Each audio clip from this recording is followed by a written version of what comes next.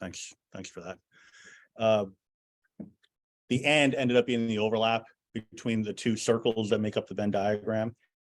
We call that an intersection, but you could also just call it an overlap. Right? Either way is fine. The union is the merging of all of the, we'll call it the assets of each of the two sets.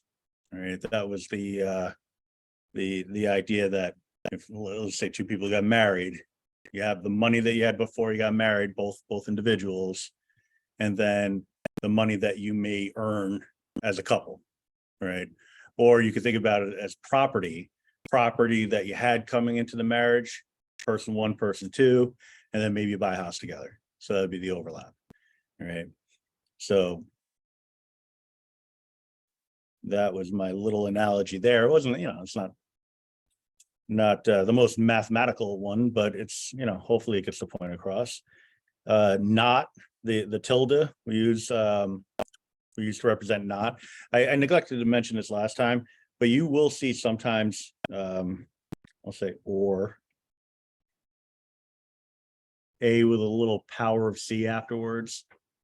Right, that means the complement of a. They both tell you the same thing, except one of them doesn't look like it would really be overly useful, but it depends on where you get your resources, your information for stuff like that. If you're trying to do some online problems related to this concept, you might see the a to the C power, you might see the not.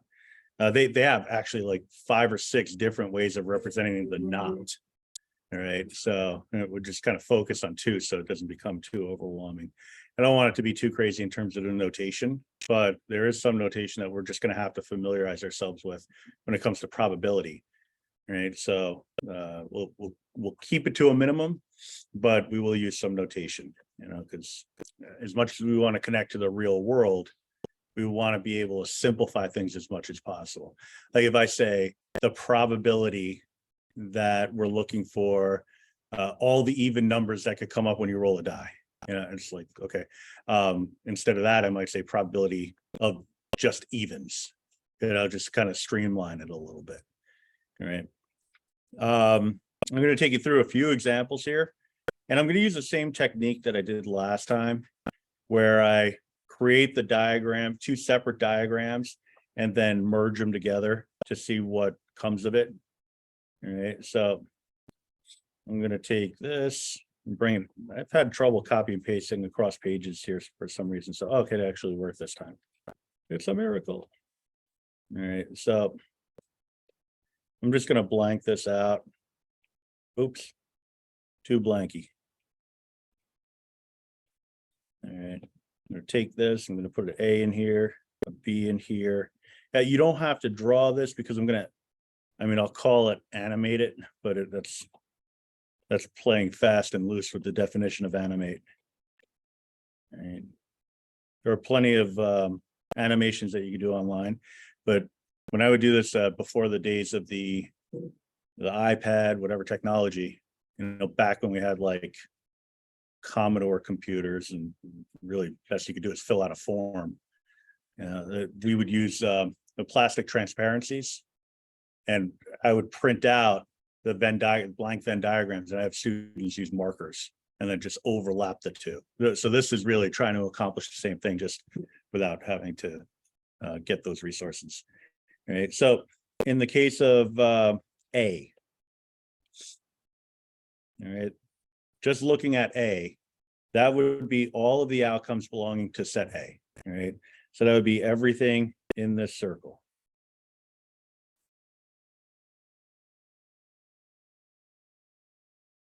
For the not B consists of everything outside of the circle containing the B. All right, because everything in the circle with the B in it is set B. I'm saying I don't want that. I want the opposite of that, which would be everything else, not just A, but any other 3rd, 4th, 5th possible outcome that you could have that maybe we're not accounting for. All right, so if I say, like, I'm going to roll a die, and I want to know the number of ways that I could get a 1. All right. So it would be the one possible outcome. You roll a die. There's only 1 out of the 6 outcomes that could possibly be a 1. But if I said I don't want a 1, now I'm saying, well, okay, it could be a 2, could be a 3, 4, 5, or 6. So which one is it? We just lump all that together into a category that we call everything else. All right. So the thing you're looking for versus the everything else. So if I say event A is this classroom, this physical space within the tech building, not A would be every class but this one. All right. So with that in mind, I'll start shading. I'm going to shade everything outside of the circle associated with B. I know I kind of flip-flop back and forth between A and B in my analogy, but that's the gist of it.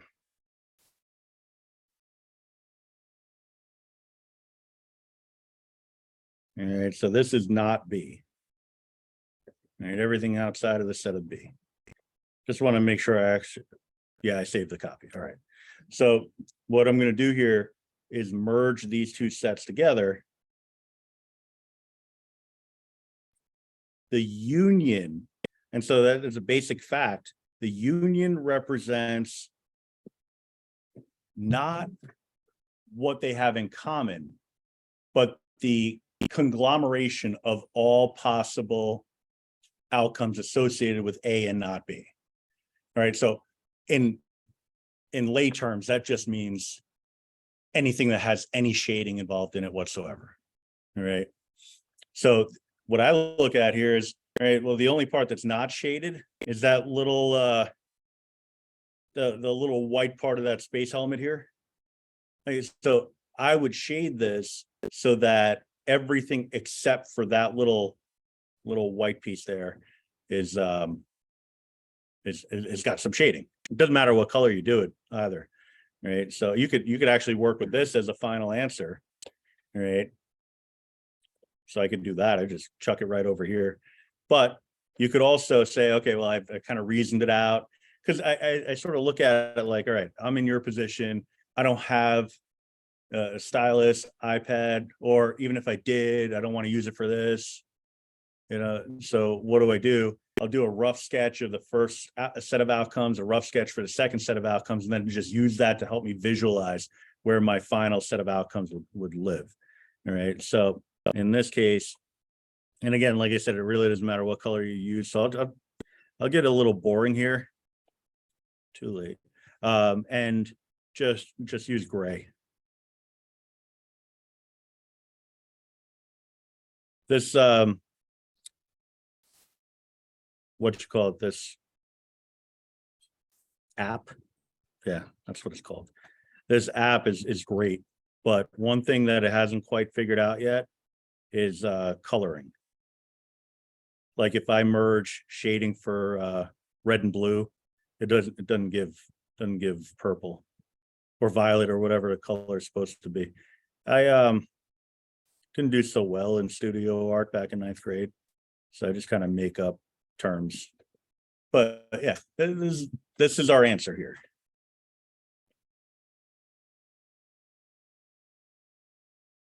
It's supposed to be an arrow. All right. So, but we're using this stuff over here as a way to get us, thinking in the right direction. All right. Now, I also kept them separate because number 2 is really the same structure, just it's using an intersection now rather than a union. Question. So isn't that middle part of the Venn diagram, you know what I'm saying? Yeah. And so what we get when we merge the 2 sets together, any part that has shading, because it's a union, we're going to include it. All right. Because I need anything that belongs to A and anything that does not belong to. Yeah. All right. Now I'm gonna kind of cheat here. Oops, not like that. Copy, paste. It's got the same elements, number 2. made up of the same ingredients. It's just how we look at the merging of the two sets that really influences how we represent our final answer. All right. But it's still the same idea where we merge the two sets.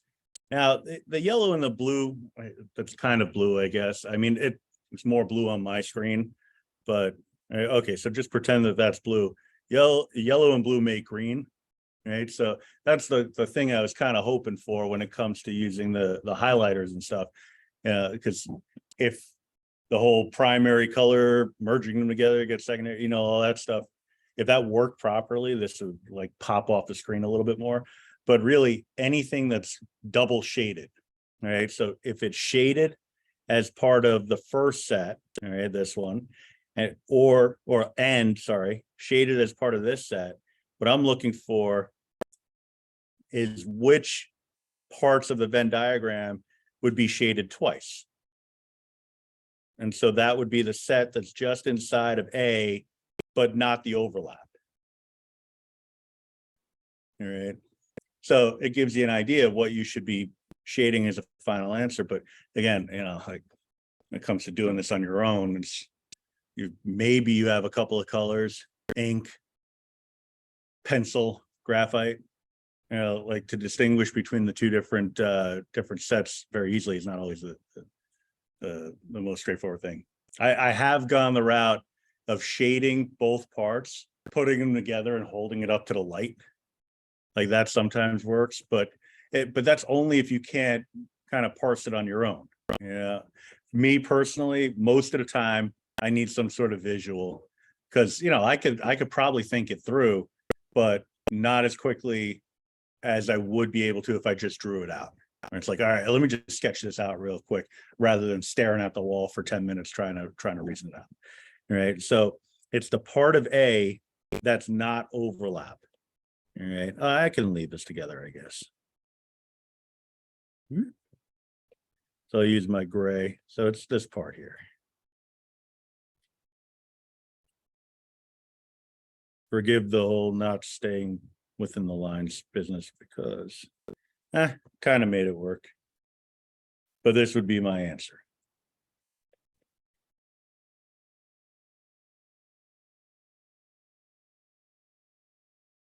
All right. Now, I did mention last time in my whole course intro spiel that I wanted to teach you something that you could walk out of here and put to immediate use. I kind of see how you might not think that this would be overly useful. I don't think people are drawing Venn diagrams, on a daily basis. Like, okay, so I'm going to go to Target and I'm going to go to Stop and Shop. All right, let me list the entire inventory for Target, entire inventory for Stop and Shop. Oh, look, some of them have things some of the things are in common. You could get toothbrushes at Stop and Shop as well as Target. You can't get clothes, so that would be in the Target set. You're not going to write that out. You're not going to make a spreadsheet for it. You're not going to do any of that, but you are going to think that way, right?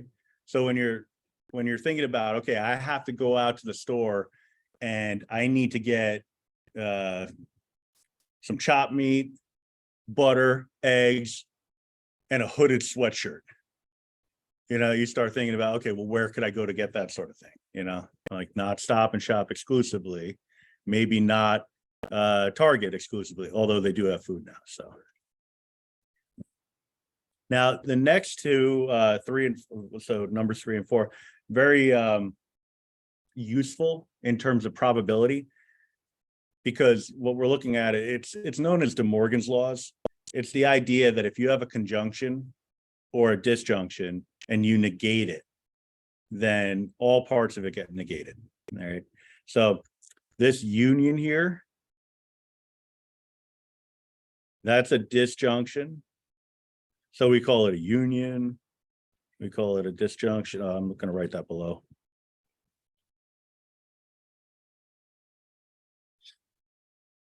All right. That's the case of or. All right. So if I'm saying that my Venn diagram is going to be made up of not A or B. And you don't have to reinvent the wheel with this. So that's really important to keep in mind. We've already figured out what the union of A and B look like. Right. I'll just do that off on the side here. I'm going to reproduce it because instead of flipping back and forth from page to page, I won't do the whole how we got it, but I will. I'll just put the final result in there. So let me do it this way. Oops.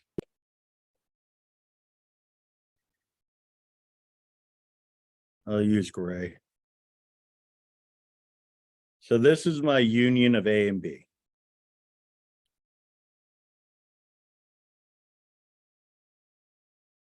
All right, so that's what this is, A, U, B. Just reproducing it from the previous page. All right, so nothing new. All right.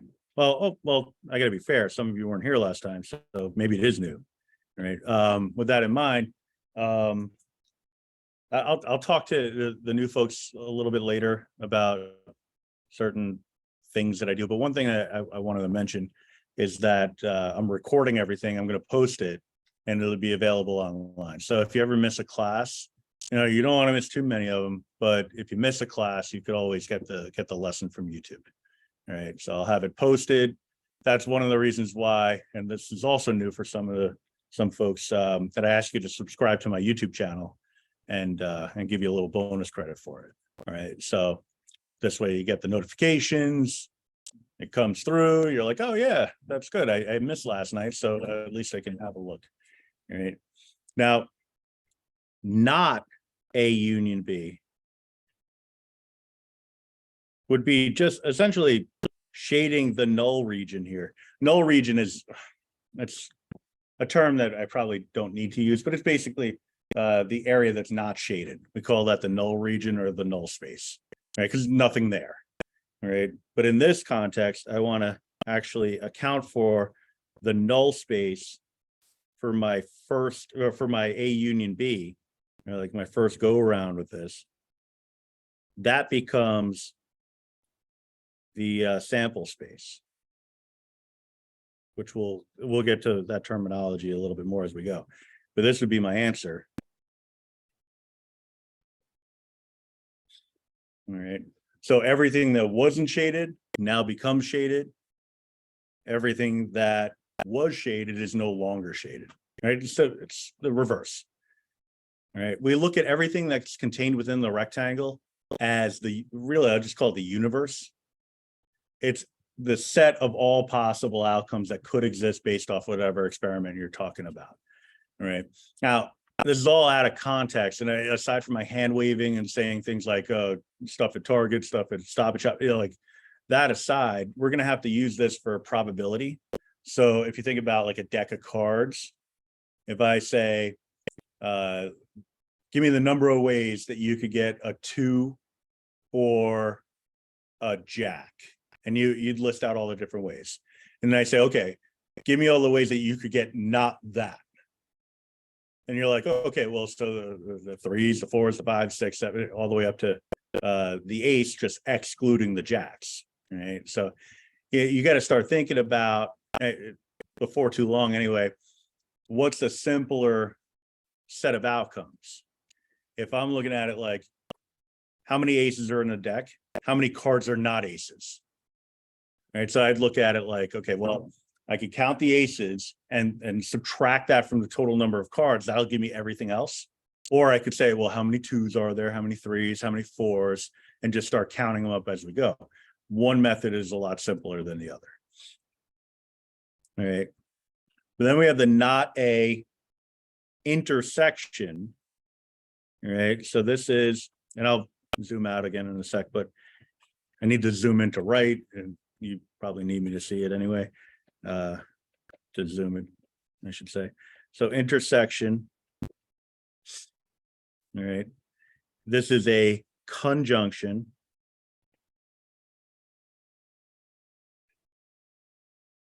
And the key word for this is and. I hit on a lot of this stuff last time, but again, we got some new folks. And besides, it's been a week, so you never know. All right. So not A and not B. So for this, I'm going to go back to my my original set of diagrams here. I just need to get rid of the shading.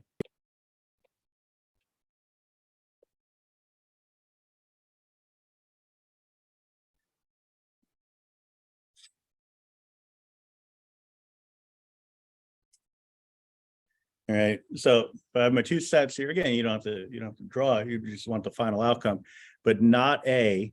I'll use I'll go back to my original color scheme. I'll go with I guess I could leave it at gray. So not A is going to be everything outside of A.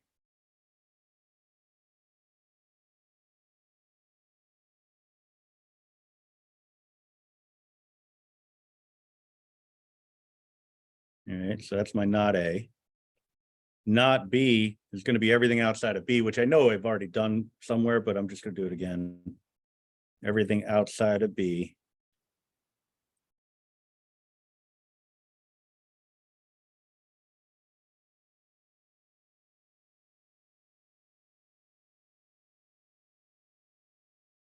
All right.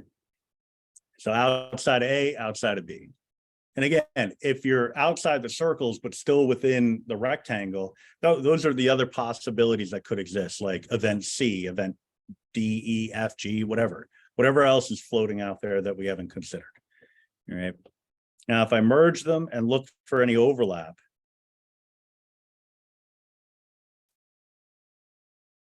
in this case, I'm looking for anything that's green. And then in my final jammy here, I would just shade all that green. I think it's like this green, not sure. All right, so it looks like it's anything outside of the two circles, even outside the overlap.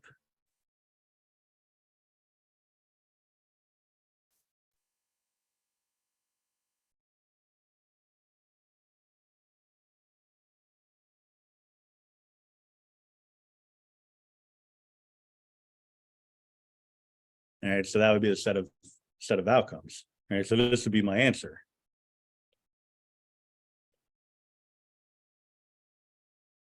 All right, but something I'll say interesting, but it's really just more like a fact emerges here.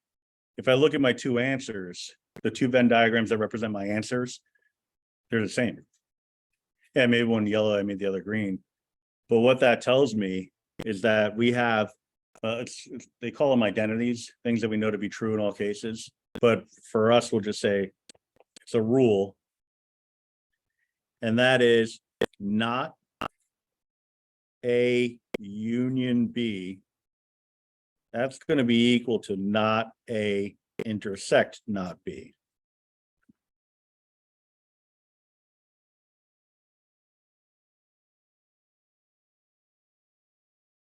All right.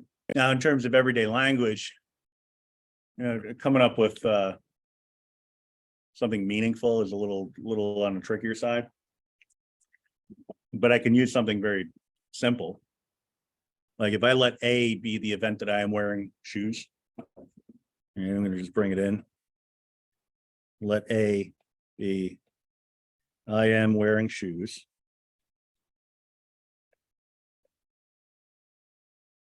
Let B be I am wearing socks.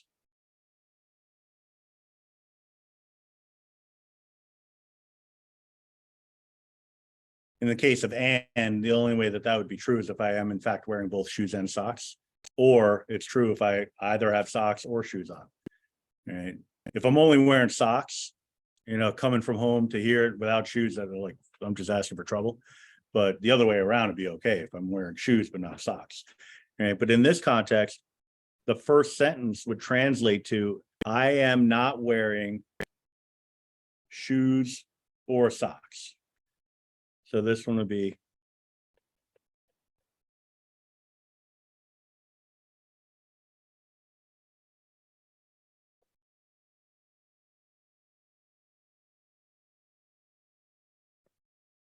all right. The other one would be I am not wearing shoes.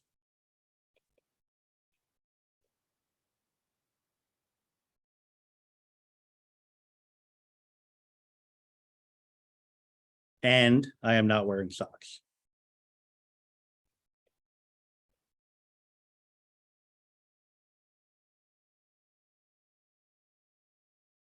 All right, these two sentences mean the same thing. I'm not wearing shoes or socks. Okay, so it is not the case that I have shoes or socks on. All right. Well, that's going to be the same thing as saying I am not wearing shoes and I am not wearing socks. Like, I don't think anybody speaks that way in any really everyday conversation, but that's kind of the gist of it. All right. So you're looking for the opposite of a certain set of outcomes. You might consider it in one of these two ways. All right. Trying to think of a good one. If I let A be that I'm going to get a snow day from, because I teach in high school throughout the day. So A is I'm going to get a snow day for my high school, and B would be WCC is going to cancel all classes tomorrow. So if it's not that, I would say it is not the case that my high school canceled school or WCC canceled classes. It's going to mean the same thing as, oh, the high school is not canceling classes and the college is not canceling classes. And so, I mean, in either way, it's not like we're, redefining the meaning of life here, but it's starting to kind of get the everyday stuff involved in the theoretical. Right? There's a foundation of what we call propositional logic. We're not going to go too crazy with logic, but we will do a fair amount of it. It's just that, in so many cases where people are like, I don't need to know math. I'm going to be a writer. I'm like, oh, cool. Well, do you want your writing to make sense? Because you need to have some background in logic in order for that to be the case. Right? So, I mean, otherwise you get into things like plot holes. And you watch a movie and you're like, oh, you just broke the rules that you yourself established. Now nothing makes sense. So the one I was looking at was Toy Story. That was a good one. So if Buzz Lightyear doesn't think he's a toy, then why does he freeze whenever humans are around, which is what toys do, in order to not freak out the humans and make them think all the toys are alive? So why would he freeze? Yeah. Could be considered a plot hole, but the prevailing thought is that it's some sort of instinctive measure, right? But then I look at it and it's like, okay, well, logically, I don't know that makes sense, because at some point, this individual is going to have to be thinking, wow, I'm losing a lot of time. It was morning and then blink, it's evening. How did that happen? So plot hole, right? Because not accounting for all the different possible logical outcomes that could exist. Right? So yeah, that just destroyed that franchise, right? Really, five movies deep. Yeah.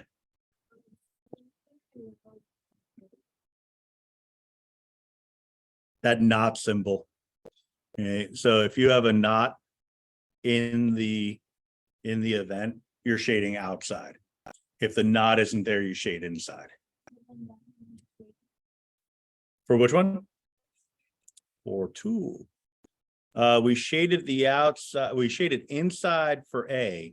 My two graphs got overlapped, but we did shade outside for B because it had the not symbol. Yeah.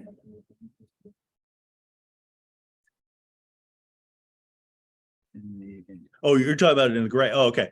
So that has to do with, let me get this involved here. This intersection symbol means any part of the graph that's shaded by both. All right. So this is saying it's got to be double shaded. So before I merged these together, it was just yellow and blue. But when I did merge them together, part of it went green. That green part is shaded in both yellow and blue, which is why it became green, which is kind of a miracle with this app, but that's the idea. let me see if I can call up the original vens that I had. Yeah, I'll make it a little smaller, but this is what we started with. Inside of A, outside of B. It was only when I put them together that we got that green. That shaded in both yellow and blue. I just chose to make it gray later. You know, I could leave these here. So you kind of look at that as these two together combined to give us that graph, which I just simplified by making it gray. All right. Yeah, you know, it's not comfortable, especially with, you know, like I have the ability to move the different Venn diagrams together. I would have loved to be able to do that when I was a student, because otherwise I'd probably still have hair. You know, all the simple ways of doing things, and you know, I wouldn't have to pull all my hair out. That's an exaggeration, but yeah, the idea is that we're trying to get a visual sense of what's going on, but you know, it's not always the easiest thing in the world. So what I encourage you to do is, for some of these problems, even though I'm doing it now, just like put it aside, you know, put aside my lesson and try doing it on your own and see what realizations you make. Right? Because I think that's, you know, we learn by doing. Right? It isn't until you come up with some sort of logical fallacy that you necessarily realize that, oh yeah, the rules are there for a reason. You know, so, and this is going to help us. You look at this, I mean, just pops out at the page at you, but you know, this is going to help us simplify problems down the line, where we're saying, I want to have the probability of this and that happening. Oh wait, it's probably easier to think about it this way. So let's see what that gives us. All right. And along those lines is the law of implication. Right, that allows us to get from an if-then sentence to an or. All right, and by extension an and, but you know, we'll cross one bridge at a time here. So an if-then, the conditional, it's a lot more probability wise, which we'll get to. It's a lot more complicated than just an and or an or. All right, and I'll steal my own thunder a little bit and tell you that the and situations, most cases, are just going to involve addition and subtraction. The or situation, yeah, the and, yeah. So addition, subtraction, multiplication, division at most, but it gets more complicated if you get if-thens involved. All right, so what we want to be able to do is get from a conditional to an and or an or. All right, so now, like I mentioned before, we have to do some notation. This might stare at you as like, what on earth? So if I have event P, event Q with this sideways arrow, that means if P, then Q. The 3-bar equal sign there, that's not complicated. It looks like, whoa, where is this coming from? But this means equal by definition.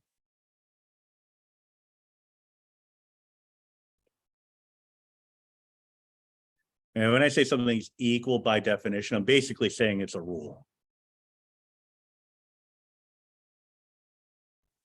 Oh boy. So equal by definition, that's just saying something is a rule. So from this, I'm saying P then Q is the same by rule as not P or Q. All right, the V symbol from early last class, that V symbol also means or. All right, so we have different things that mean the same thing, you know, different forms of notation, which can be frustrating, annoying, and you know, possibly that's why math is so difficult. You know, people tend to struggle with it just because it's like, what are the different forms of notation really telling you? You know, so I could also look at this as not P union Q. All right. So instead of A's and B's, I'm using P's and Q's. All right. Same idea here. P intersect not Q. Now we've actually figured some of this stuff out already, but what we want to do is make the connection between the conditional and what it would become in terms of an and or an or statement. Right.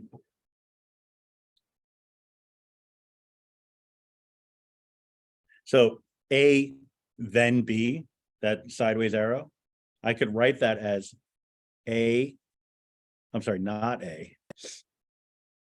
Been trying to fight off a sneeze here for like the last half hour or so. Just muddling my brain.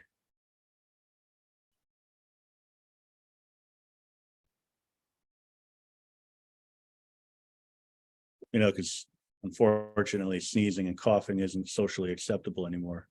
I don't know, doing it in the wrong place towards the wrong people, like that'll never be acceptable. But like somebody sneezes like down the hall, we're like, uh-oh, you know, so just tricky time to be alive here. So this not A union B is the same thing. These two mean the same thing, this and this.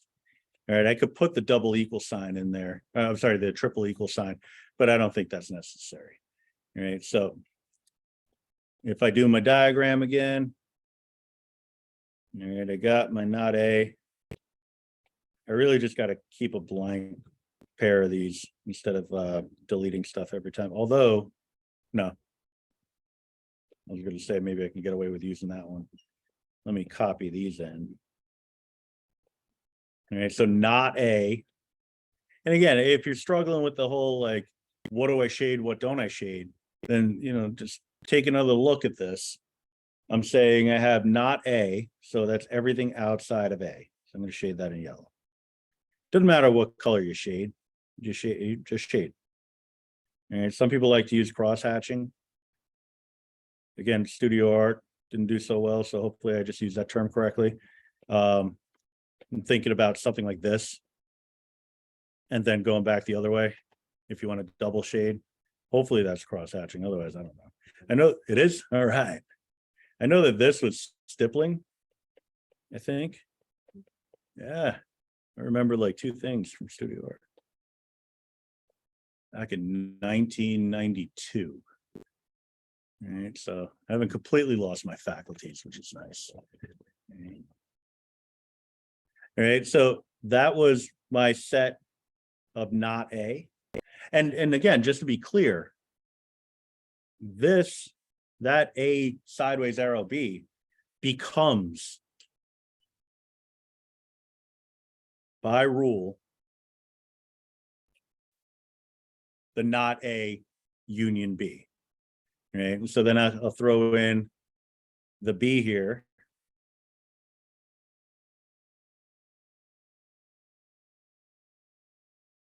And I think personally, anyway, I think the trickiest part of this, and I'll even say the thing that trips me up the most when I do it on my own is, okay, now that I have those two things and I put it together, what am I looking for? All right, the union is saying when you put the two together, any part that has any shading whatsoever. All right, if it's the other way around, if it's the upside down U, it's saying parts that are double shaded. So if I put these two together, any part that has any shading whatsoever. All right, that's what I'm looking for with the union. All right, so I'm going to take them apart, copy them, then put them back together. And I lost my other copy now. All right, so again, put it back together. Oh, I lost an A.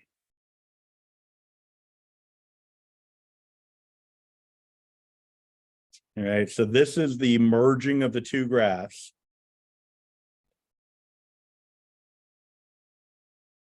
All right, any part that has any shading whatsoever. So everything outside of that little space helmet associated with A. All right, so if I'm creating my final answer, that would be all of this. Get into that little crescent moon there.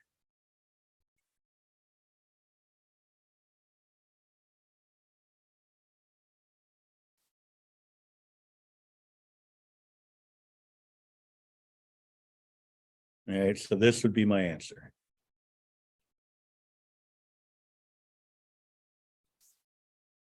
I know the diagram's getting messy, so, or at least the page of notes is getting messy with all the diagrams, so I'm trying to be absolutely clear which one is the actual answer. But this is all of this stuff is the work that got us to that answer. Now, there are some people that can just look at the notation and just come up with the answer, just like, boom, got it. I'm not one of those people, so that's why I'm doing a diagram for every single one of them. And conditionals and ors, really important in computer science programming. If you're familiar with that or have any interest in that, you're going to find that any computer science course involving programming that you're going to take is going to have at least a conversation about logic, right? Because you want to have the most efficient way of coming up with, like if you're coding, coming up with a program that accomplishes the goal without having to do a lot of computations in the background. All right. So the simplest approach is the best approach. So really, this is more of I would say a justification, but it really is just kind of getting across the idea that we have an if then, that instead of, and you got to believe me on this at this point, we haven't gotten to the part where you would say, well, I don't agree with you, or I do agree with you. It's all in a vacuum right now. So I will tell you that the if thens, when it comes to probability, much more complicated than and ors. All right. So take my word for it now. A couple of weeks down the line, you can say, nah, you're wrong. Or you'll most likely say, yeah, I totally understand what you're saying. All right. So the next one, I'm gonna skip that because I feel like I'm beating this concept to death. Right. It's really the same thing, except I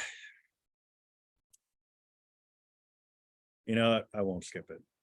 I am beating this concept to death, but I'm not going to skip it because it does have a little twist on it that it's worth talking about. All right. So again, we have the rule, and I'm just going to reproduce this over on the side here. P then Q is the same as not P, and I'm just going to go with the union one for now. Not P union Q. There's also another thing that it's equivalent to, but that would be really beating this concept to death. So if I have not A, then B. So I'm just matching what they're asking me to do up against the rule that I already know to be true. All right.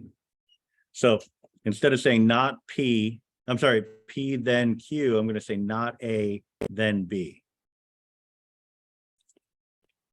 All right. Now, this is like, when people talk in double negatives, it's like sometimes it can get confusing. I'm not going to skip class, not skipping class to negatives. Going to class would be the positive. So I'm not going to skip class. What does that mean? I'm going to go to class, right? Because people don't say things like, it's not going to not rain, unless they want to be, wise guys. That's really not when we get into double negatives.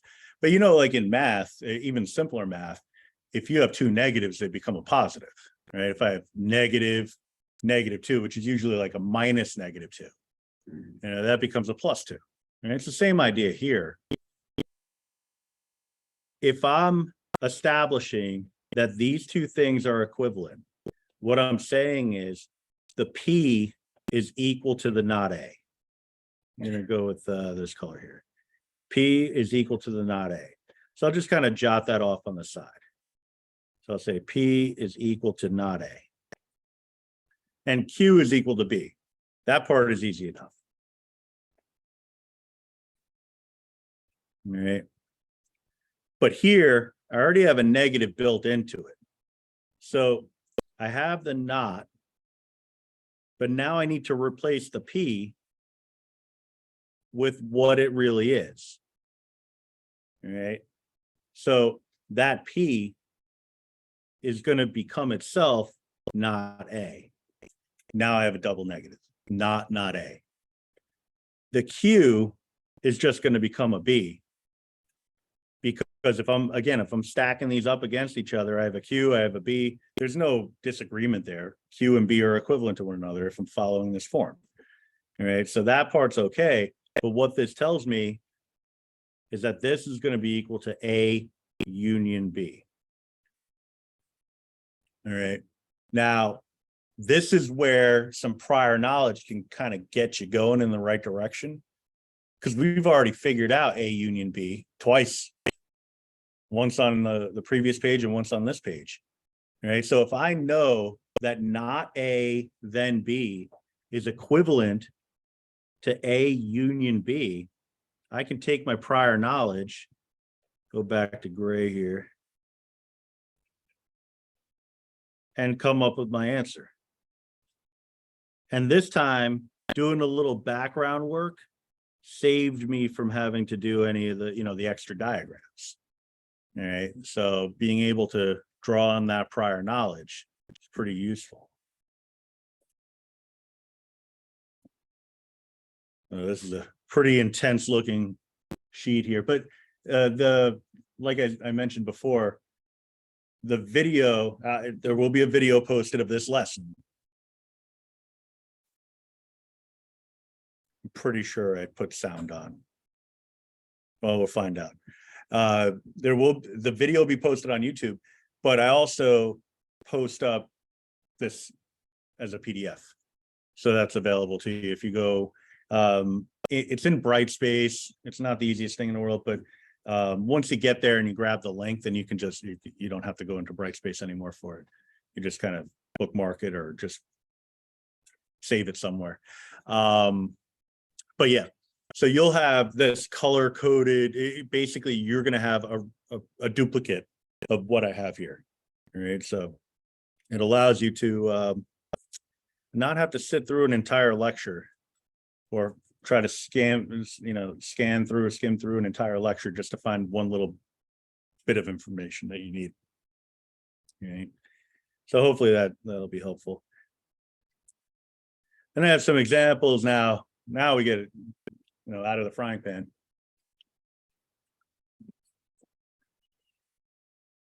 So I tried to come up with as many what I would call real world examples as possible, but still, like when you're talking about Venn diagrams for the sake of Venn diagrams, it just feels disingenuous to call them real world problems. But we'll get there. We'll get to cases that are actually legitimately real world.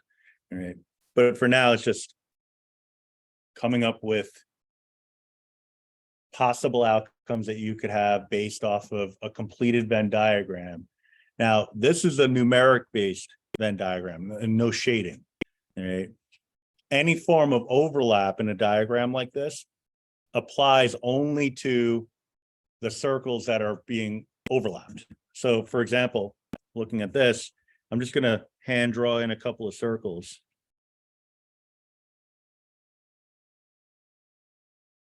All right, so that's one circle. Here's the second one. They don't do the shading, but it never helps to consider the shading. But never helps, never hurts. What am I saying?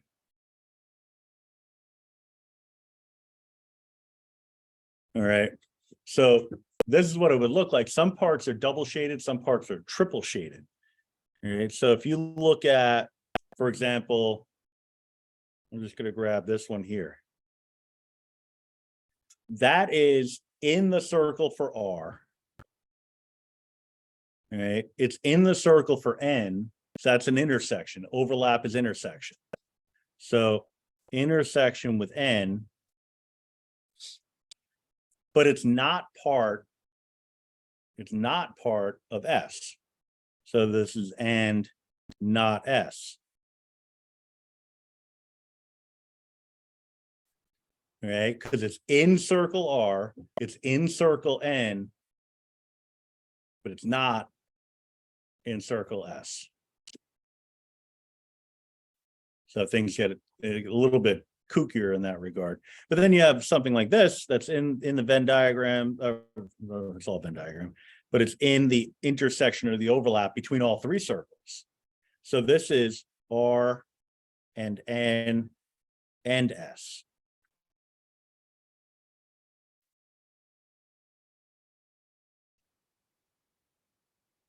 All right. The N, just this region here, this 7. I'm just circling the numbers because those are the ones that are in the designated categories. That 7, it's in the blue, it's outside of the black, it's outside of the red. All right, so this is in N. It's not in R.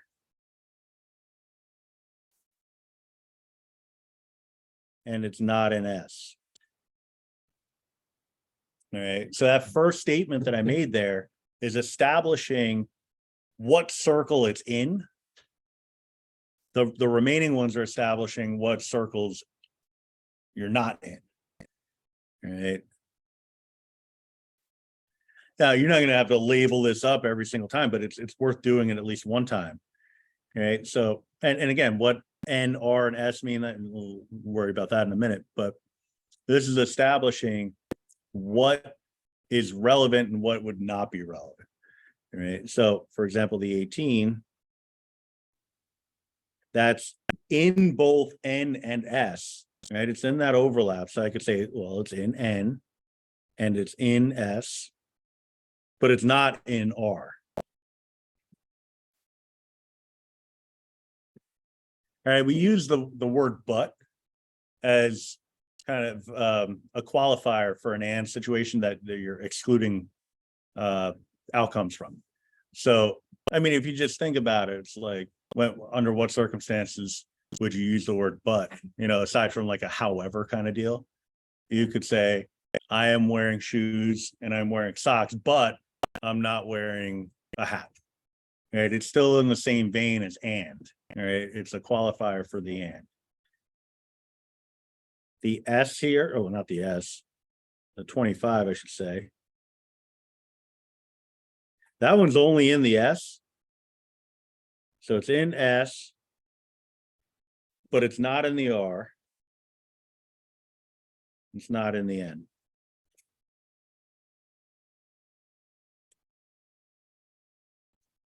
The 13, that is in the R. It's in the S, but it's not in the N.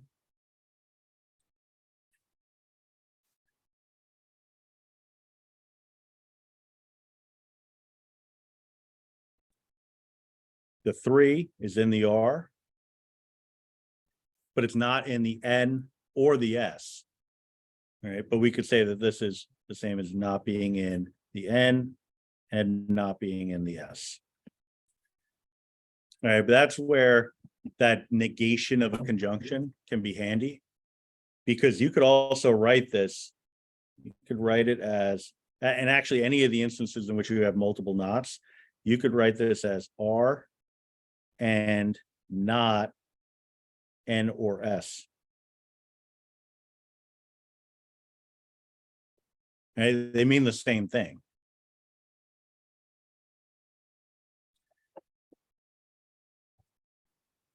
Since, you know, people talk different ways. I remember when my wife was studying for the LSAT exam for law school, there's a logical reasoning component of it. And I found that to be so not difficult, but she found that to be the definition of difficult. And that's because I have a lot of experience, a lot of background working with logical reasoning, whether it's from Venn diagrams, coding, just solving math problems. You know, it comes up over and over again. So you develop a familiarity with it and a comfort with it. But when you see a sentence that has a lot of if, thens, and ors, and ands, and if you can parse that down, simplify it, just like you would an algebraic expression, simplify it down as much as you can, or even something less complicated, like simplifying a fraction 25 over 50. Okay, great. But that's a 1-to-2 ratio. It's 1/2. Right? Which one's simpler to work with? If I had to add, subtract, multiply, or divide, it's probably going to be the 1/2, right? Not the more complicated fraction. Right? Same thing with logic. You could have big beefy sentence, but if you could simplify that down into a simple phrase, it's going to be easier to determine truth, whether a sentence is true or false. Right? The last one here, the 14, that's outside of all the circles. So this would be the same as saying it's not in the R. I realize my knots start looking like N's, so I got to be careful about that. It's not in the R, and it's not in the N, and it's not in the S. All right. This is the same as saying, so I could write it as not anything that's shaded. We use a union to represent anything that's shaded. So it's not R union N union S. Realize the notation could be kind of heavy. I can see it already. What does runnus mean? 2 weeks from now, when you haven't looked at this in a little while, like what does all this mean? It's the U's and it's penmanship. The U's and the upside down U's. If you're not careful, you can do what I do and not be able to read your own handwriting. So that's a little bit of the structure of a massive Venn diagram like that. And we have a Venn diagram, you can have as many circles as you want in there. And if you have like 40 different possible sets, they could, it'd be a pretty hellacious looking Venn diagram, but overlapping some of them, all of them, like how would that play out? It takes time and energy to really kind of like navigate through that, but it is doable. But we start small because like if I started with this last class, I gained 5 students between last class and this class. If I started with this last class, I might have gone the other way. Right? But to answer the question, because it's nice to do that sometimes, the first example anyway, a number of carpenters were surveyed about tools that they like or prefer or whatever, however you want to say it. The results are summarized in the Venn diagram. How many like routers or stud finders? All right. So what I'm going to do here, just for the sake of not having anything too crazy, I'm going to copy this just so I don't lose track of it, but I'm going to move this out of the way for a few minutes. I'll put it back, but the diagram got a little busy and I don't want it to be too confusing. All right. So routers or stud finders. So now basically what I'm saying here is forget about the nippers. All right. Tin snips or cutting pliers, whatever, the under the umbrella category of nippers. All right. Bolt cutters. So I'm ignoring the N group. I'm only focusing on the OR. So that's R union S. All right. So if I use my union strategy, which is to shade any part of R, shade any part of S, we're completely ignoring the part that's just N and looking at it this way. We can start sort of compiling all the relevant values. Any value that falls in the shading, that's going to be part of the R union S. Now, even if it's in the category of nippers, right, you kind of look at it like, well, if that N category wasn't there, this would be still grouped with the 3, because we would say those are the individuals who preferred routers but did not prefer the stud finders. And again, like a very simplistic example. I mean, you know, in any kind of, you know, carpentry, plumbing, whatever, it's not a matter of preference. You don't use a tool just because you don't like it. You know, like, oh, I hate this tool, I'm not going to use it. Well, if it's the only tool that you could use to get that job done, then you're going to use it. Like it's like a chef saying, well, I don't like meat thermometers. Well, then you better not cook meat that often because you're not going to get it to the right temperature. Right. So in this case, I'm looking at, and I can get rid of that arrow, but anything that falls in the shaded region. So I have 3 plus 8 plus 13 plus the people who liked all 3, but in this context, they liked all 2. Right. Plus 18 plus 25. And you can use the calculator. I mean, it's,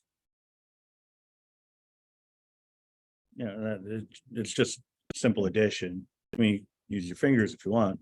I mean, I don't have 21 fingers, so it becomes kind of dicey. But yeah, 3 plus 8 plus 13. That was an attempt at humor.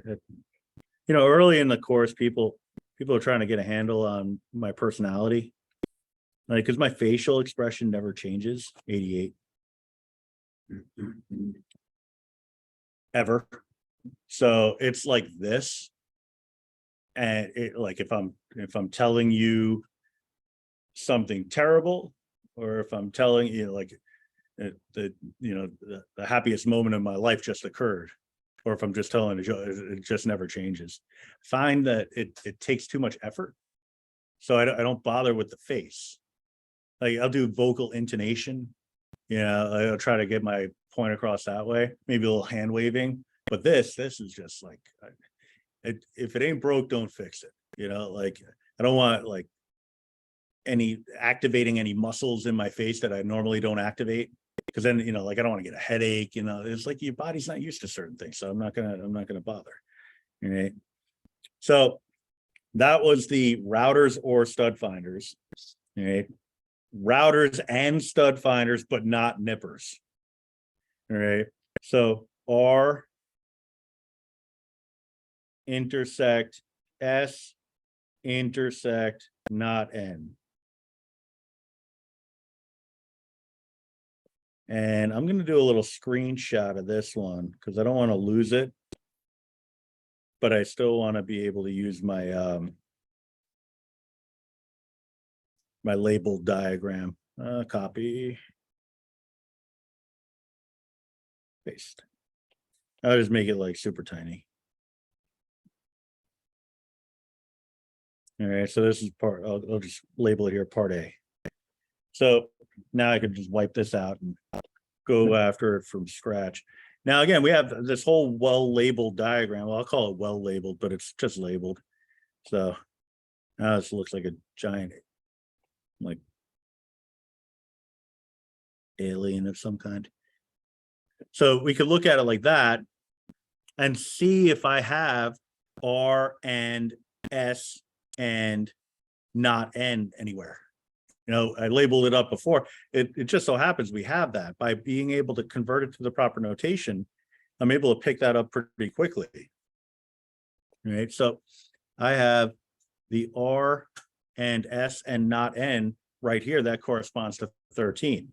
So if you take the time to label up your graph early on, that could pay dividends. I just turned off my pen tool for some reason. 41%. All right, so this would be a total of 13, but let me take you, actually, let me just put that back where it was. Yeah, so 13. But let me take you through it as if, you know, like we didn't have a well-labeled diagram to begin with. All right, so I would be looking for anything that's inside R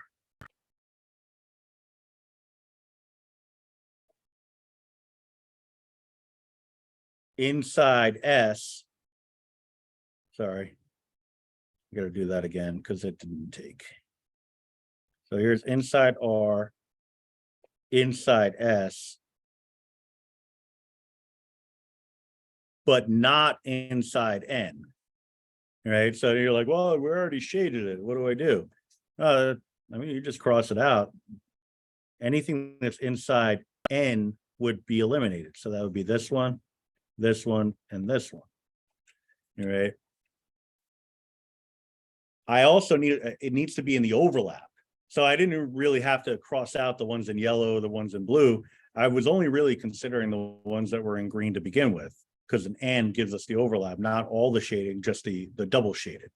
Right. So if I'm just focusing on the double shaded, it's really this region right here that I would care about. So I would just focus on that and say, well, I don't want the part that's in the N, right? So I want it not N. So I would get rid of that 21 there and be left with just the 13.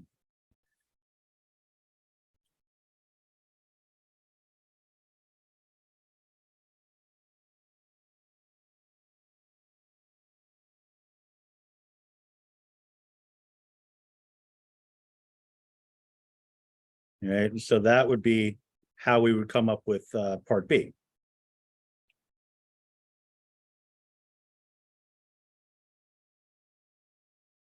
So if you have it labeled up to begin with, that's great. You just kind of jump through that, or you could label it up yourself. So my question is, when you're writing out that formula, how you have underneath routers and stuff finders. Yep. When it comes to the but not nippers, how do you know whether it's the upside down U or the U? Will it always be the same as the rest of the sentence? It'll always be consistent with and. Right. So if you treat but the same way you treat and. So if it said routers or stud finders, but not nippers, the whole thing would be unions instead of intersections, right? If it said routers Or stud finders, but not nippers, so it would be this. So you'd have just the union associated with the part that's or. The word but, we're going to treat it like same thing as and. Yeah. Right. Pretend it's the same word. All right. Now the last one, that was the easy one. All right. So all three, it's not really anything that you would need to create a diagram for, just because you look at it and say, well, which region would be part of all three circles. All right. So, but to be clear, that would be R intersect S, S intersect N. Right. And so if you're doing the shading all around, that's going to get you in the middle. And I could go back to that original label diagram that I created. Just move this. And then bring this hornet's nest back up.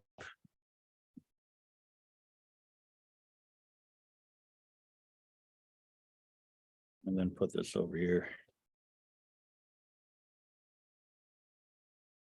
All right, so the part that's triple shaded is the part that's relevant, and that's where we get 21. All right, that's the part that applies to all. Now we'll get into probabilities as we go, but I can tell you that when it comes to finding probabilities, it's really just we just figured out how to find the top number. Probabilities are fractions. We represent as fractions or decimals, but if we're focusing on fractions, what we just figured out is how to determine the top number of that probability. All right, so part A would be 88 over what, 13 over what, 21 over what. That what would be the sum of all of the outcomes that make up the Venn diagram. All right, so what we're learning how to do is the hard part of the probability. All right, when we get to the part where we tackle some probability questions, you'll find that the bottom number is the easier thing to come up with. The top number is the one that's kind of, as you see.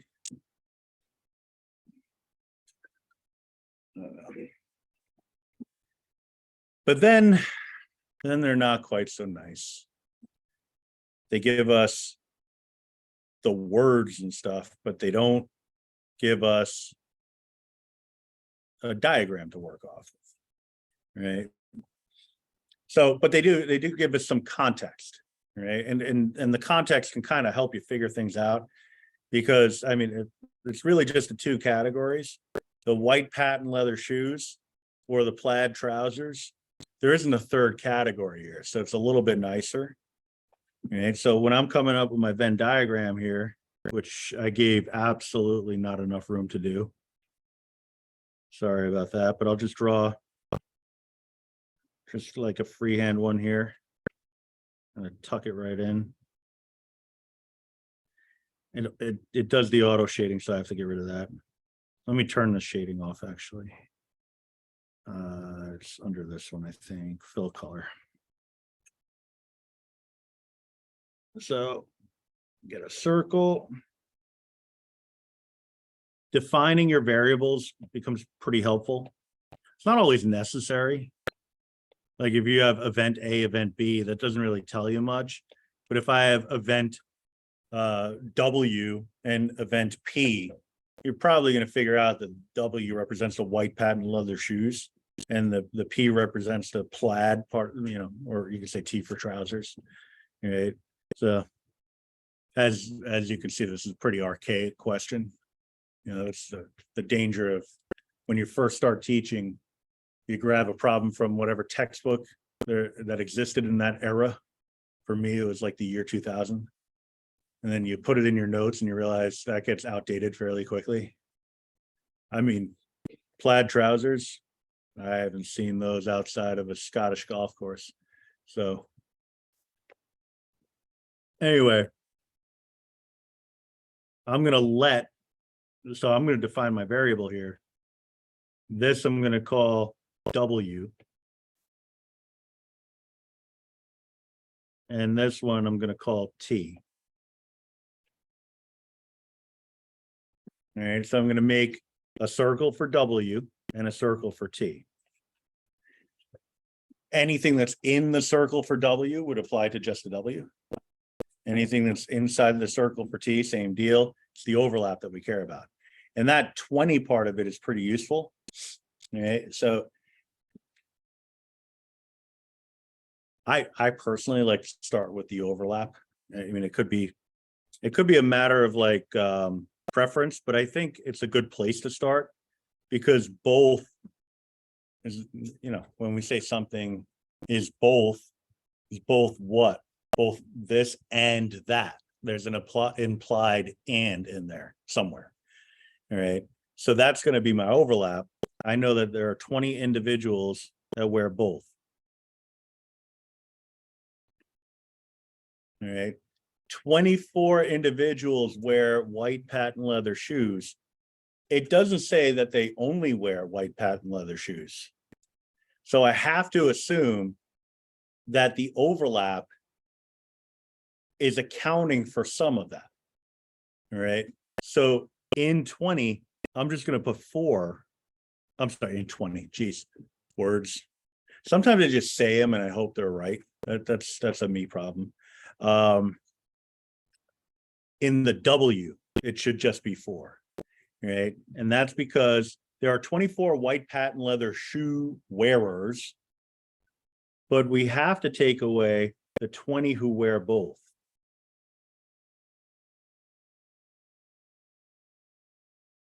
And it's the same thing with the plaid trousers. 20 individuals wear both.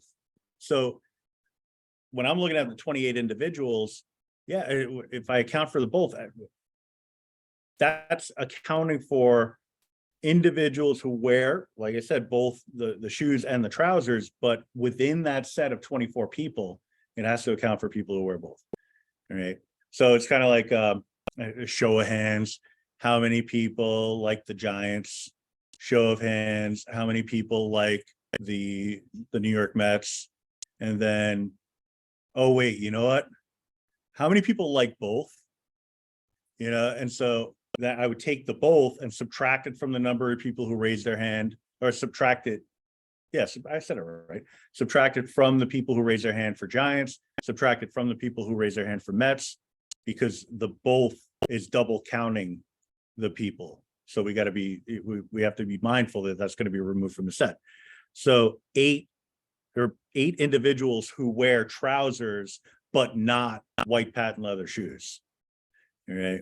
Now, the easy one to handle is the both, and second to that would be the neither. All right. So the neither goes outside of the Venn diagram. Oh, I don't want to make it overly wordy. It's not outside the Venn diagram, outside the circles. All right. So there's 2 that wear neither. All right. So we now have counts. Sorry, I'm losing my voice. We now have counts for all possible outcomes here. And you'd be like, oh, what about a person who wears shorts? Well, I got to imagine they're in the set of 2 individuals there. All right. You're not wearing patent leather shoes or trousers. You'd be wearing anything else. So those other 2 individuals could have been wearing shorts and flip-flops. It could have been wearing a swimsuit and slides, like whatever. Right. So when they say how many were surveyed, it's like how many people you have in total. Right. So that's going to be the 4 people who wear white patent leather shoes, but not the trousers. The 20 who wear both. The 8 who wear the trousers, but not the white patent leather shoes. And then the 2 people who not wearing any of that stuff. So we have a total of 34 people being surveyed. All right.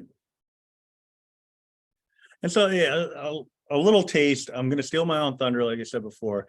Let's say, for example, a question said, find the probability that a person is wearing white patent leather shoes and trousers. Just to give you a little taste of where this is going. All right. Probabilities, fractions, part over whole, ratios, they all kind of they live in the same corner of the math universe. All right. So when I would evaluate a question like this, I would say, all right, well, what are the number of people who wear white patent leather shoes? I'm really regretting the phrasing of this question because I got to say white patent leather shoes like 1,000 times, like stumbling over it. The number of people who wear white patent leather shoes and trousers divided by the number of people in total. So I'll just say the number of people without any kind of restriction. So we know the 34, I'm sorry, we know the 34 represents the total number of people because we just figured that out. The number of people who wear both, that would be this little bit, there's a little bit of overlap here. This little smidgerooski here. That's going to give me my top number. So 20 out of 34.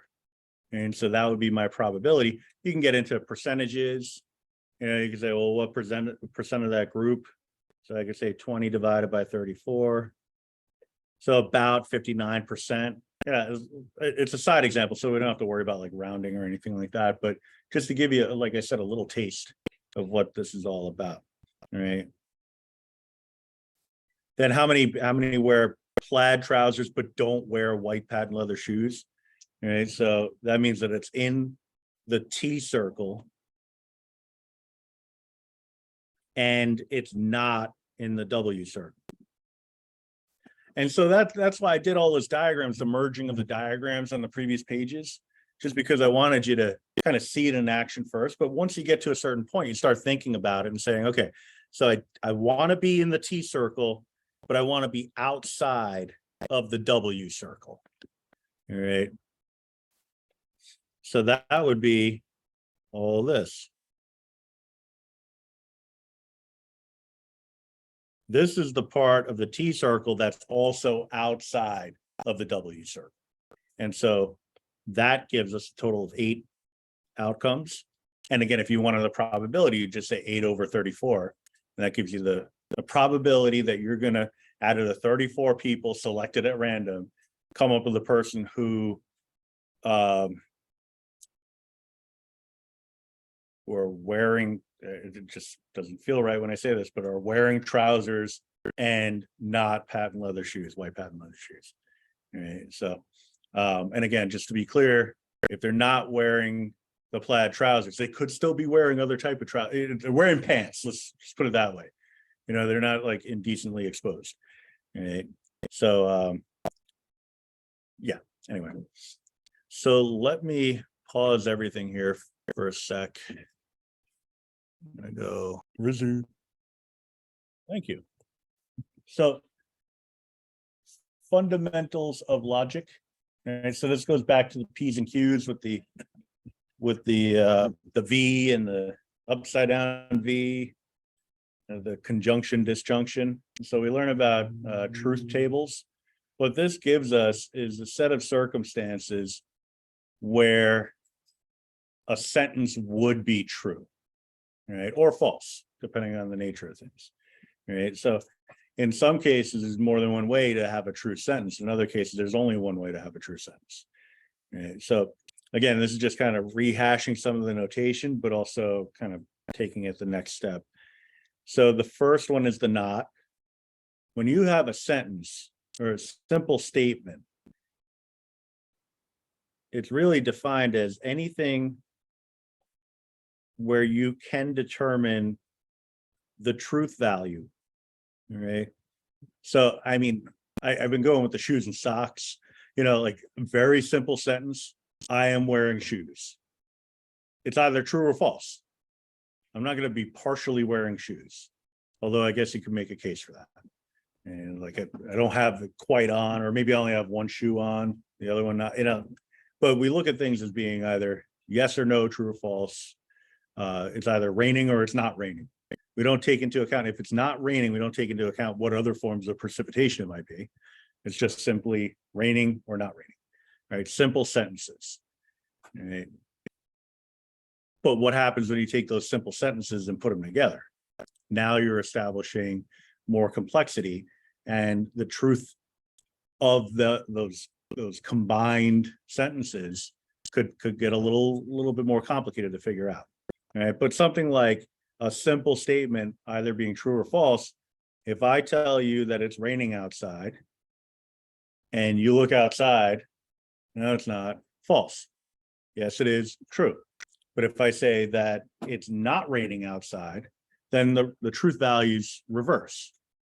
All right. So true becomes false, false becomes true. Most people are all right with that because it's like, well, if it's not, if it's not true, what is it? False. If it's not false, what is it? True. That should kind of feel all right in terms of you know, like everyday conversation, how you interact with the world, right? But then the conjunction, right? So that I use the shoes and socks. I'm wearing shoes and socks. Well, maybe both parts of the sentence are true. Maybe both parts are false. Maybe there's some mixture of the two. If both parts are true, then the whole sentence is true. All right. So again, I am wearing shoes and socks. That's my statement. And you look up here, you see shoes, you see socks. All right. You're telling the truth. True. All right. But then I do one of these and you're like, no, okay, well, you're not wearing shoes and socks. You're only wearing one of them. So false. All right. I won't do the other thing. Taking the socks out. That's no good for anyone. Right. But if I'm walking around barefooted, no, you're definitely not wearing shoes and socks. Right. So the rest of these would be false.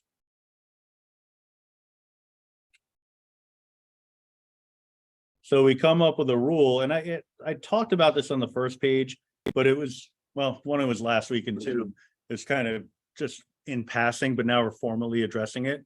And it's written all in here, but I'm going to just say it flat out. For a P and Q, the only way the sentence is going to be true is if both parts are true. Otherwise, the sentence is false. All right. What we look for is what we call in many cases, a counterexample. The one standalone that's different from everything else. That's the one. Some people like it's a fallacy, but they say it's the exception that proves the rule. That's not really true, but you're just looking for a case that exemplifies the whole scenario. Right? If I know that in a conjunction, if both parts are true, the whole sentence is true, everything else is going to be false. That's it's easier to remember true and true is equal to true than to remember all the different ways that you could have a false outcome. Right? For two components of a sentence in a conjunction, it's not too bad if you had to list them all out. But if I add a third statement, you automatically jump up to 8 possible arrangements of true and false. And it's easier to just remember the one case that's true than to remember all the different ways in which it could be false. All right. For a disjunction, that's again the or. Anytime you have an or in a sentence, we're talking about a disjunction. Right. And just to tie it with the Venn diagram stuff, this is the same as P upside down U Q. And this one is the same as P union Q. All right. So I apologize, but I'm not in love with the fact that we have to bounce back and forth with the two forms of notation. It's just different areas use the different notation. We just got to be prepared for all of them. So it's annoying, but it is what it is.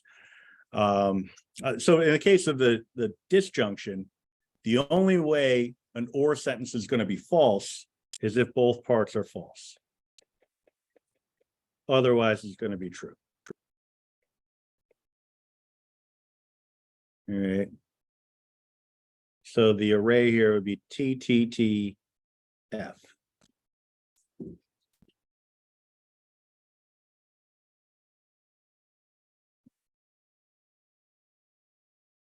All right, and again, I know I'm beating it to death with the shoes and socks, but if I say I'm wearing shoes or socks, and you see me only wearing shoes or only wearing socks, you'd be like, well, you're not lying.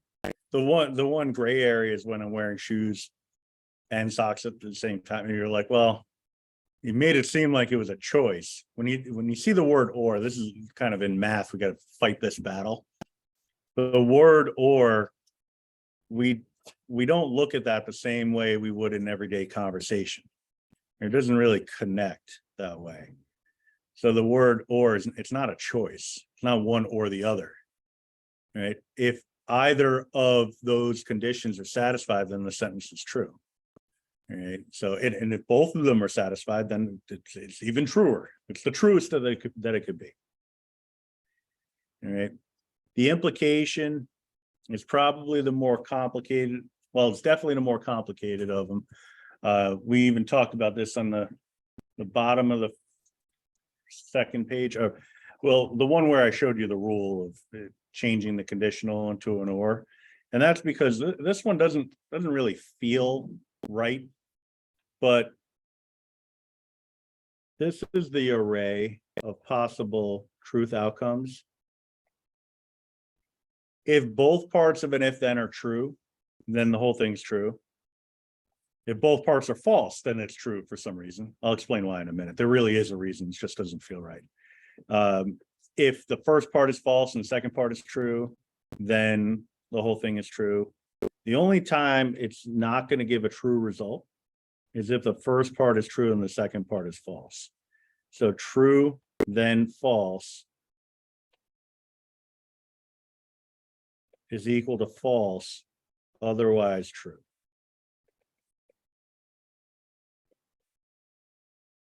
And again, that's one that's kind of tough to wrestle with, but and I might have mentioned this last class. I like to use the grades, like the average you get in the course, and whether you get an A. So, and again, this blurb here, I don't know how helpful it is. I put together something that I think makes sense, but I think the example that I'm about to share, I think that's going to do a better job. And so if I say P is the event that you earn a 90 or above. Bless you. And Q is the event that you get an A for the course.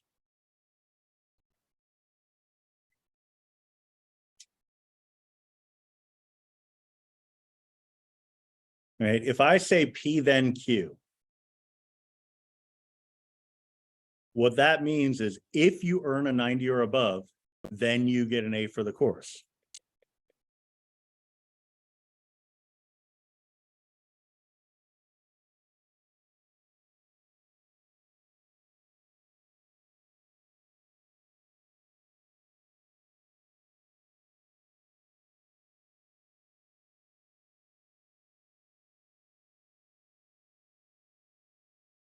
If you earn a 90 or above, then you get an A for the course.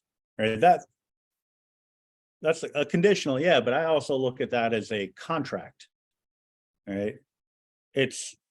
And honestly, when you talk about real contracts that you might sign, like agreements that you make, like I'm contracted to work here, so I have to agree to certain things. I have to agree to the salary. I have to agree to the work conditions, the work hours, and things like that. And so if I agree to all that stuff, then I have a job. But if I agree to all that stuff and they still don't give me the job, or I would say even like I agree to all their conditions and they don't pay me, they're violating the contract. Right? This is the same idea where I'm saying that if you get a 90 or above, I'm giving you the A.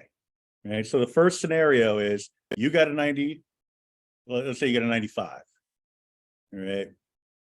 And it's also true that you get an A for the course.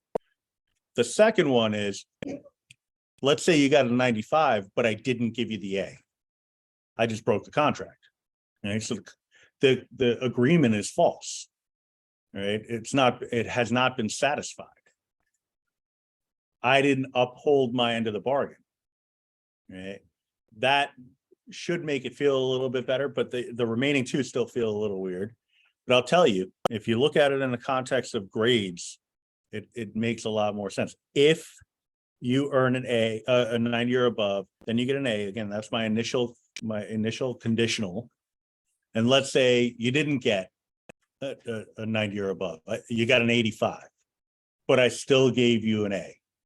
Did I break the terms of my contract, the conditions of the contract? No, I never said what would happen if you didn't get 90 or above. Could just be in a generous mood. You got an 82 and I still gave you an A. I'm just being nice. I didn't break any rules. I didn't tell you what would happen if you didn't get a 90 or above. All right. Same idea. If you're supposed to get a 90 or above to get the A and you get an 82 and I give you a B, I didn't break the rules. The only time I would be breaking the rules is if you got above a 90 and I didn't give you the grade I promised to give you if you got above a 90. All right, that's the one I highlighted here, and that's the only instance in which a conditional is false. All right, so when you get into actually the language of a contract and you see conditionals, that's what you want to be looking for. Any instance in which you can uphold your end of the bargain, but not get what you're promised. All right, like incentives, like a bonus at the end of the year at work. If you work hard, I'll make sure you get a good Christmas bonus. You worked really hard and they didn't give you the bonus. You're like, what'd you do? Now, if November comes around and you're like, I really wish I worked hard, but I totally didn't. I kind of mailed it in this year. And they didn't give you the bonus. You're like, well, that's what I expected because I didn't live up to my end of it. Or the best case scenario is they take pity on you.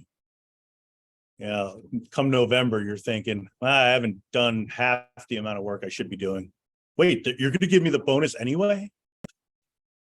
Because I'm a nice person? That's awesome. Thank you. I didn't earn it, but I didn't have to earn it based off the contract. All right. So, and you know, like you look at the stuff like this is like P's and Q's. You're like, all right, yeah, I'm sure this is really useful in the real world. When you start thinking about it through the lens of a contract and the number of different ways that you could be involved in a contract, whether it's formal or informal. Like it starts to add the extra layer to it that makes it real world. Mortgages, which we'll talk about later in the course, credit card agreements, those are great. Yeah, like if you miss a payment, then your interest rate goes to the default 29.99%. And you're like, well, I had a great interest rate of like 3.2%. What happened? Why am I at 29.99%? They said, if you make your payments on time, then you get this really nice rate. Oh, you didn't make your payments on time. Well, that's an instance where they're not going to be generous. Yeah. Like you miss one payment, you call them up, they work the magic behind the scenes. They say, you know, like, yeah, you're a good customer, you know, like you don't give us trouble, you don't miss payments often. And so they maybe they'll break the contract in your favor. But the next time you miss a payment, now all of a sudden it's like default 29.99. You're like, is there anything you can do? That's really high. I can't afford. We told you what would happen if you missed any more payments. And this is what it is. We're enforcing the contract. Right? Just because a contract exists doesn't mean it needs to be enforced, but most of the time it is. And when it is, you have to be mindful of what the terms and conditions are. Terms and conditions. The conditions part of terms and conditions. That's what this is talking about. All right. You know, like you check the box, the bottom of the app that you really want to have. You don't read the terms and conditions, especially the one that says that they could sell all your information. Yeah, you agreed to it. You really can't fight it. Right. Now the biconditional, see, I'm at 17%. Biconditional is a two-directional conditional sentence. Right. So that's what this, oh, what did I just do? Get back there. That's what this little bit here is talking about. So it's saying P, then Q, and a little typo here. Got my arrow facing the wrong way here. So this should be like that.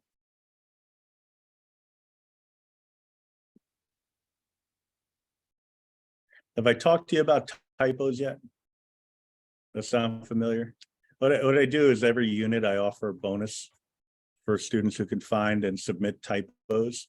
And I'll put a note on Brightspace at some point for this, but it's just basically, it's first come, first serve. You can get up to 3 bonus points for identifying any typos that are in my notes, because as much as I'm talking about language and grammar and stuff like that, you know, the conditionals, the biconditionals, the conjunctions, disjunctions, I'm not so good with the grammar. So I make lots of mistakes. I gotta say, I still don't know the appropriate use of a comma or a semicolon, except to say I have not used a semicolon in a while. I feel like this is a semicolon situation.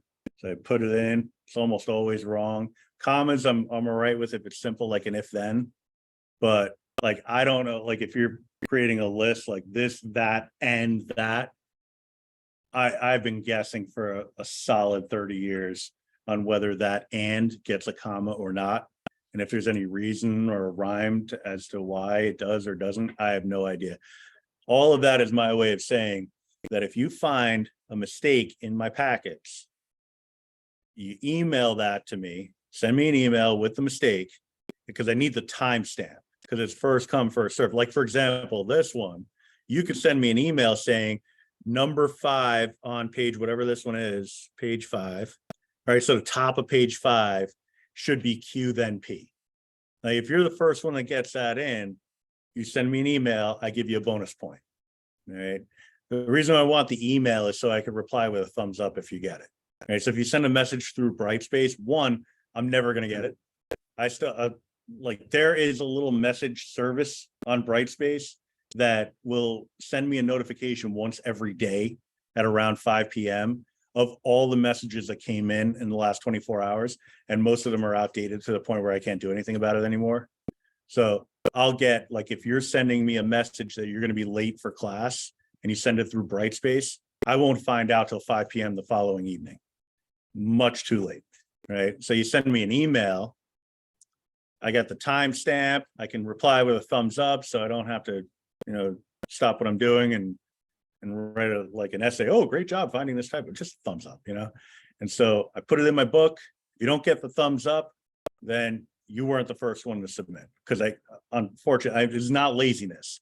It's just when I have 40 people, not just this class, other classes, all sending me typos to reply to all the people who did not get it in time, it takes forever.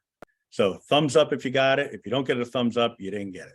Right? Maximum of 3 per unit. Once you get your 3, then you're done. Does that be like in printed question or can it be on your work? In class work, no. But any answer key that I post online, or this one I will allow. Let's say we get through the entire lesson and there is a mistake in my work, but we didn't catch it during class, but you notice it later on, maybe you're watching a video, that I will definitely take. Right? That's a good one. On a test, quiz, Brightspace, any announcements I send out, basically any instance where you could help me from looking like a schmo in front of the entire universe, that's always going to be a good thing. All right. So yeah. And also I do take suggestions.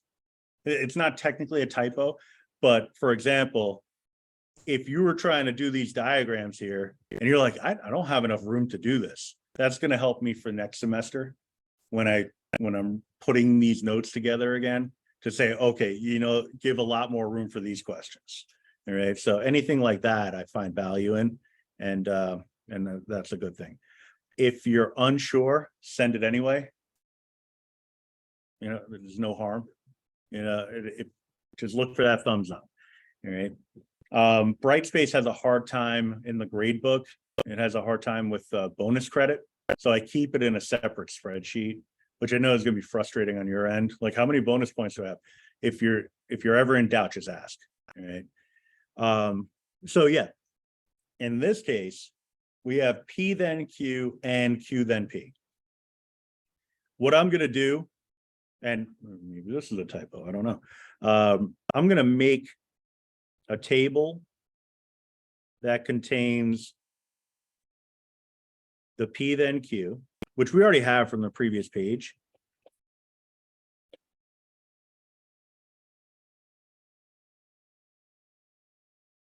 I'm just do a quick sketch here. Sketch, that's not the right word. All right, so this is all from the previous page. All right, so, or at least this part anyway. So our possible truth values, true, true, false, false, true, false, true, false. That's not anything like whimsical. It's like you think about the different ways that 2 parts of a sentence could be true. Maybe the first and the second part are true. The first part's true, but the second part isn't. The first part is false, but the second one is true, or maybe they're both false. So we account for every possible way that you can assign a true or false to each part of the sentence. Right now, the third column here is going to be just what we got from the previous page: true, false, true, true. All right. But now what I want to do is I want to extend this. I want to go further. I want to incorporate a Q and then a Q then P. So I'm going to look at it thusly.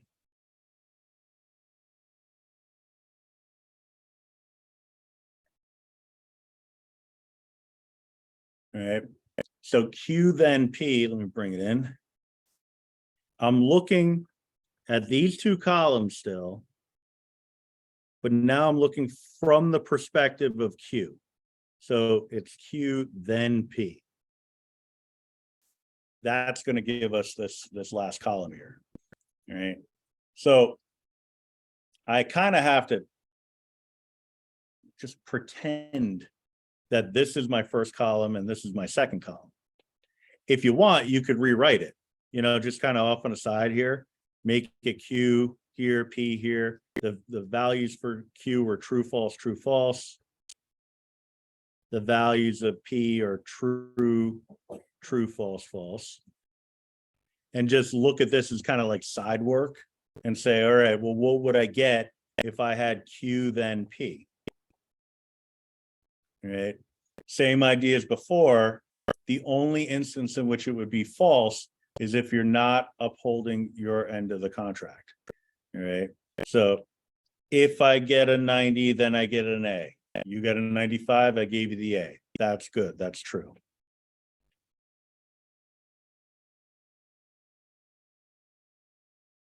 If you got an 85, but I still gave you the A, didn't break the contract, that's still fine. That's true. If you got a 95, but I didn't give you an A, give you the A, now that's a false outcome. And if you got an 85 and I didn't give you the A, I didn't do anything wrong. In order to give you the A, I was saying you get 90 or above. You didn't do that, so I didn't give you the A. That's okay also. I mean, you don't like that, but I didn't break the terms of the contract. Right? It's not a question of whether I'm being nice, it's a matter of what I'm entitled to do. All right. So to get to the biconditional, what we're going to do is we're going to apply an and to these two columns. All right. So to apply an and to that, we just go back to our rule for and, which is if both parts are true, it's true. Otherwise, it's false. All right. So the first and last pair are both true. So the sentence there is true. So I'm taking these two, applying the and that's going to give me this column. All right. In the second level, the false, this one here, false, true. Both parts aren't true, so that would be false. Same idea here. They're not both true, so false. These two are both true, so the final result would be true. All right. So this one is kind of tricky because there's multiple ways you could be true, multiple ways you could be false. All right. So it's not a matter of saying, well, if it's this then that, it's true. Otherwise, it's going to be false every time. It's not as simple as that for the biconditional. But the biconditional has a lot of applications in terms of determining whether two sentences are equivalent to one another in truth value. All right. So that goes back to the rule I gave you for the conditional, where I said A then B becomes not A or B. It's like, how do I determine that those are actually equivalent? It would be using a method like this. All right. We'll do more with truth tables, but the whole idea is to be able to come up with a method that allows us to take complicated sentences and simplify them down. And I'll tell you, on the LSAT, I don't know how many people are going down the legal route. I have a whole conversation I'll have with you about that down the line, just because, jobs are kind of a necessary outcome when you spend lots and lots of money on education. You'd like to know that there's a job waiting for you. But we'll have that conversation, career paths as we go forward, what mathematical skills align with what career paths. I have a whole little subset on that. But if for example, going down the legal route is your interest and you find yourself taking the LSAT, one type of question that they ask is they give you, if this, then that, if that, then this or that. Which of the following is that logically equivalent to? So you would use your logic skills to actually simplify words as if they were expressions, an algebraic expression, like factoring expressions and combining like terms, things like that. This is the word version of that, right? But the good thing is you could have multiple ways of representing equivalent statements. So it isn't just a matter of find X equals this.